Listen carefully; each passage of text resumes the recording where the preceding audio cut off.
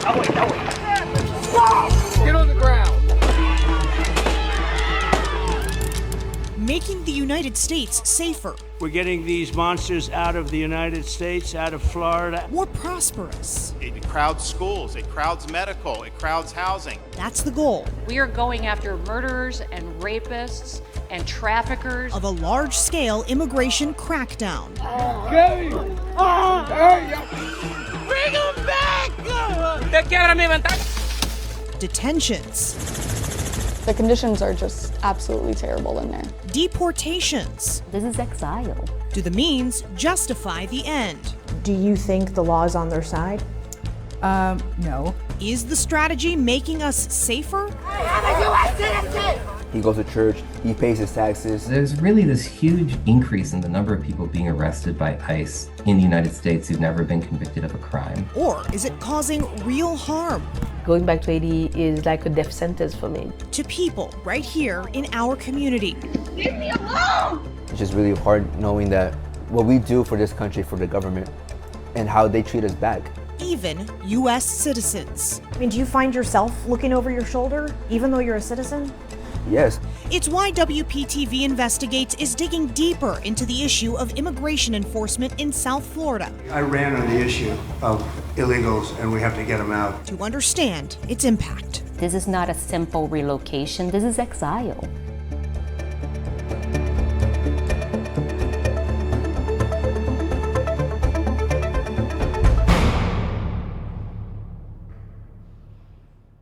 Managing immigration to the United States. The debate over how to do that has gone on for decades, and it's not the topic of this special report.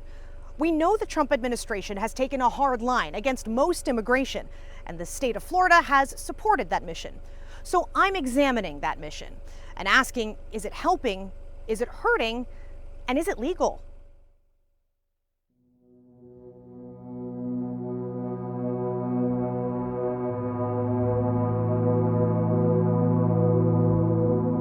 Mourning the loss. We wake up every morning and it just kind of feels like a nightmare that we're like living through, you know? Of a family member gone. He's my husband, he's my everything.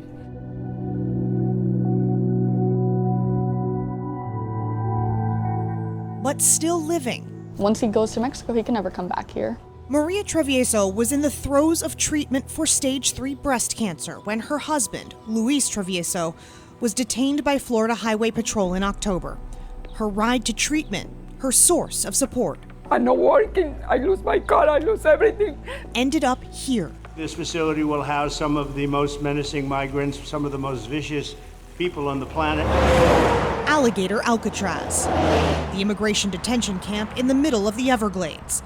The Florida Department of Emergency Management built it in 8 days last summer, less than 6 months into President Donald Trump's second term. And I want to express my tremendous thanks to the state of Florida for embracing this opportunity. WPTV cameras were allowed inside one time when it opened July 1st. Listen, our job is to uphold the law. The president and members of his administration also visited that day to mark the occasion.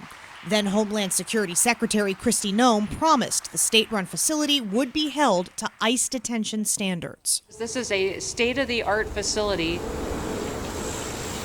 But since then, the conditions are just absolutely terrible in there. Families have shared with us the stories from their loved ones inside Alligator Alcatraz. You would think my stepdad murdered people. He showers every 3 days. His toenails are touching the ground. His beard is down to his belly button. And in one circumstance, they was feeding us 3 times a day, and it wasn't bad. We heard a first-hand account. There's like an open toilets, and then you figure out how to cover it to be more private. Palm Beach restaurant manager Jose Gonzalez was detained at Alligator Alcatraz, then released in December following public outcry. Jose has showed up for Palm Beach for years. Now Palm Beach is showing up for him. When I heard my name and someone knocked me and, oh, you need to go.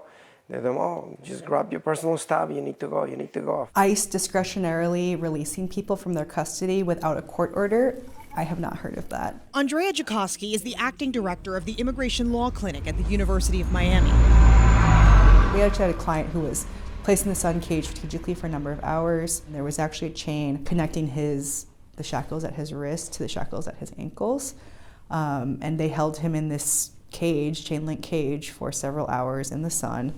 At one point when he asked for water, an official brought him a cup of water and then poured it out in front of him. Gonzalez also talked about that cage. Yeah, I see them bringing them and leave them for like 4 hours, I guess. Also known as the box in this Amnesty International report, following the nonprofit's own investigation into Alligator Alcatraz. Did your client tell you why they put him in there, or why they said they put him in there? They said they put him in there after dispute about a garment that he had, and whether or not the garment he was wearing, it was a pair of boxers, were issued by the facility, or if he had somehow smuggled them into the facility. So they put him in there over underwear? Mm-hmm. I asked the state and federal governments about the claims we've heard of poor conditions inside Alligator Alcatraz. A spokeswoman for the Florida Division of Emergency Management told me they comply with ICE detention standards. Tricia McLaughlin, then Assistant Secretary of Homeland Security, told me in an email, all detainee facilities are clean. Any allegations of inhumane conditions are false.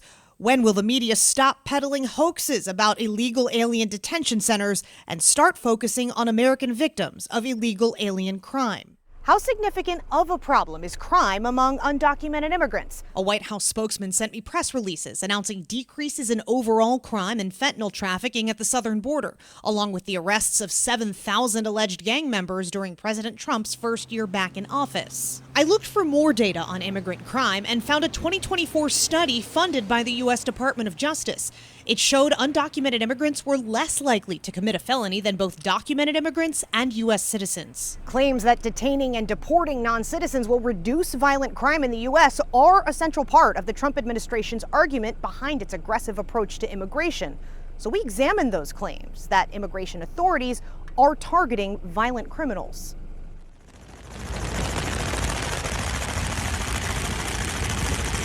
I ran on the issue of illegals, and we have to get them out. We are going after murderers and rapists and traffickers and drug dealers. When we speak to people impacted by the immigration crackdown, like U.S. Marine Christopher Alonzo, He's a very good man. whose father was taken into custody in January, They came out of nowhere, just pulled him over. They told him to get out of the vehicle and put him in handcuffs. My dad asked what was the reason they pulled him over. Didn't give him a reason. they often tell us the person detained has no criminal history. Something we verify by searching court records. And if you search ICE's own data, The large majority of people being arrested by ICE don't have any criminal convictions. David Hausman is an assistant professor at UC Berkeley Law. He's also the co-director of the university's Deportation Data Project. What we want to do is get detailed data from the government on who it's arresting, detaining, and deporting. Hausman and his colleagues publish that data online. I think it's important for people to be able to use the government's raw data, the data that the government itself is relying on. I'm going to check them first.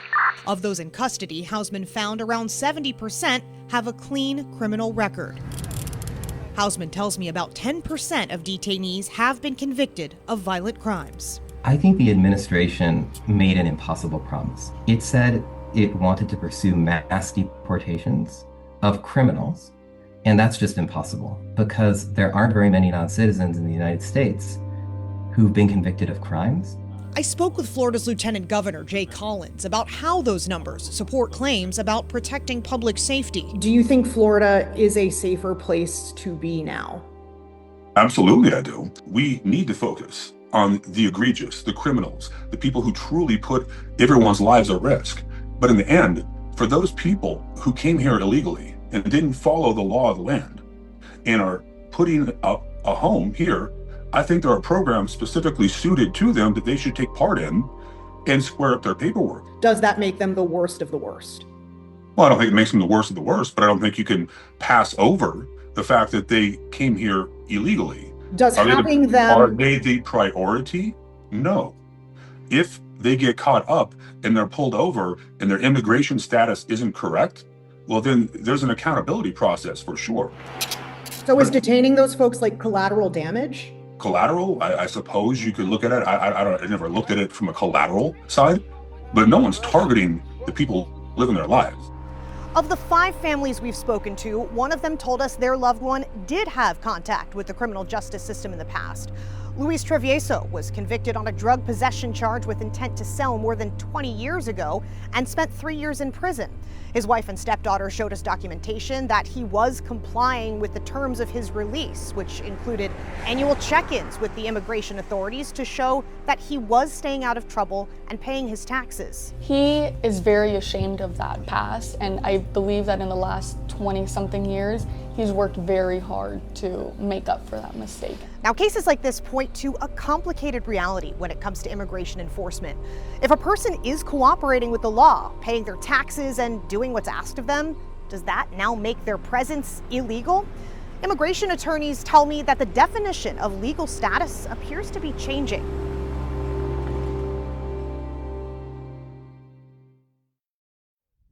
Do not come here because you will be removed. If you want to come here legally. Come here the right way. That's Florida's Chief Financial Officer, Blaise Ingoglia, speaking here at Alligator Alcatraz last year. The message you just heard is a common one among those who support a tougher stance on immigration. Non-citizens won't have a problem if they enter the country legally. So I dug deeper into that message, and I learned that not only is the definition of legal status complicated, it's changing.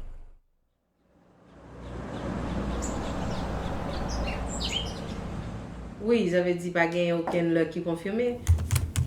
But never thought that I would leave Haiti. But I still felt that at some point that Haiti was too small for my dream. Farah LaRue runs a marketing company based in South Florida. It mainly focuses on the Haitian community. My dream is to become the most successful Haitian woman entrepreneur of the world. LaRue can legally work toward that goal because she has been granted temporary protected status. Immigration authorities can grant TPS to immigrants from a list of countries with conditions deemed so dangerous that people can't return safely.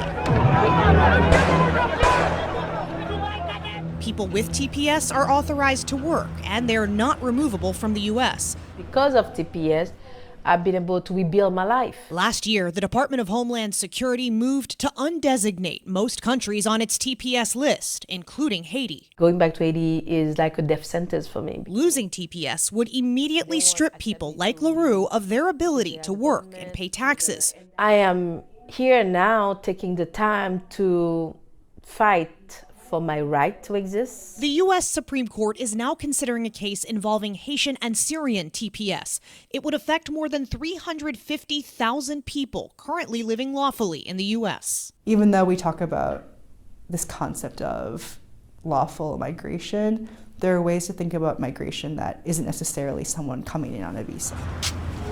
Yeah. So I think the most common theme is just irregularity and changes in the law. Andrea Jakoski tells me the uncertainty over TPS is just one example of that irregularity, as the definition of legal immigration appears to be narrowing. People talk a lot about lawfully immigrating to the United States or entering the right way, and it's just not necessarily true, because those who are requesting asylum or fear-based protections are doing so in accordance with law, and people who are in these proceedings litigating their cases are still those who are being caught up in this massive enforcement mammoth that we're seeing today. And once someone is caught up in that enforcement mechanism, Jakoski says she's seen those rules change too. From who is being detained. DHS used to have published policy and memoranda that they need to consider the interests of U.S. citizen children or caretakers for U.S. citizen children in the detention and potential removal of someone. To what happens if they are detained in Alligator Alcatraz? I would say there's a combination of access to counsel issues, right? There's attorneys being able to visit with their clients, an inconsistent application of what the rules are. There are barriers to people inside actually accessing their attorneys themselves. And in some cases, where they go once they're removed from the United States. We're hearing about people that are being deported to countries they have no connection to, all the way into different parts of Africa. It's not clear exactly how many people have been removed to third countries, But according to Human Rights First, a nonprofit that monitors ICE flights, of the nearly 2,500 removal flights between February 2025 and February 2026, 27 of them were carrying people to countries they weren't from. Do you think the law is on their side? No. A federal judge agreed, writing in a 2025 ruling that deporting a person to the wrong country where they are likely to be persecuted or tortured is, quote, not fine, nor is it legal. The federal government is appealing that ruling. I tried to learn more about how the administration justifies its policy changes. The Department of Homeland Security didn't respond to my emails. But the White House did get back to me, offering me an interview with Deputy Press Secretary Abigail Jackson.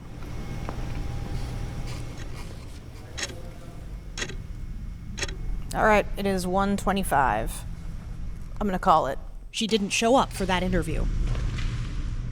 A communications staffer didn't respond to my request to reschedule, instead sending me that email citing the nationwide decreases in violent crime in recent years as their rationale. Now, both the state and federal governments also argue that removing immigrants from the U.S. makes room for citizens to prosper. It crowds schools, it crowds medical, it crowds housing. A study by the Cato Institute, a Washington think tank widely considered to be libertarian, found that immigrants generate more tax revenue than the average person in the U.S., but consume fewer government resources. The study found that from 1994 to 2023, immigrants generated a net positive of more than $10 trillion.